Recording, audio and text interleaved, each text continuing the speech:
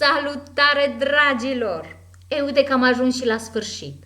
Oare cum se termină aventura lui Alice? Eu zic să aflăm, să citim în engleză. Chapter 10. Alice's Evidence.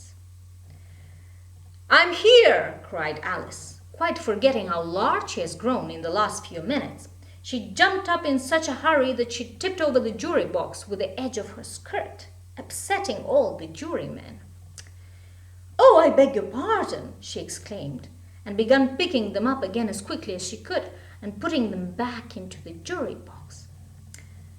"The trial cannot proceed," said the king, in a very grave voice, "until all the jurymen are back into their proper places. All," he repeated with great emphasis. "What do you do about this business? What do you know about it?" the king said to Alice. "Nothing," said Alice. "Nothing whatever?" "Nothing whatever," said Alice. "That's very important," the king said, turning to the jury. "Unimportant, your majesty, means, of course," the white rabbit interrupted in a very respectful tone. "Unimportant, of course, this is what I meant," said the king. After some time, the king, who has been busily writing in his notebook, called out, "Silence!" and read out from his book. "Rule 42. All persons more than a mile high to leave this court now." Everybody looked at Alice. "I am not a mile high," said Alice. "You are," said the king. Yes, nearly 2 miles high," added the queen. "Well, I won't go, at any rate. Besides, that's not a regular rule. You invented it just now." "It's the oldest rule in the book," said the king. "Then it ought to be number 1, said Alice.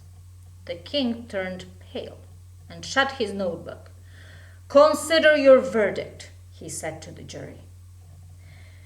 "There is more evidence to come yet, please, your majesty," said the white rabbit, jumping up in a great hurry. "This paper has just been picked up." "What's in it? Who is it directed to?" asked the queen. "It isn't directed at all," said the white rabbit. "In fact, there is nothing written on the outside. It isn't even a letter. It seems like a set of verses." "Read them," said the king. The white rabbit put on his spectacles. "Where should I begin, please, your majesty?" "Begin at the beginning," said the king. These were the verses that the white rabbit read. "They told me you had been to her and mentioned me to him. She gave me a good character, but said I could not swim. If I or she should chance to be involved in this affair, he trusts to you to set them free, exactly as they were. Don't let him know she liked them best, for this must ever be a secret kept from all the rest, between yourself and me." "Well, that's the most important piece of evidence we've heard yet," said the king. "So now let the jury—" "Well, if anyone can explain them to me," Alice interrupted, "I'll give him 6 pence. I don't believe there is an atom of meaning in it." "Well, if there is no meaning in it," said the king, "that saves the world of trouble. You know, as we needn't try to find any meaning where there is none."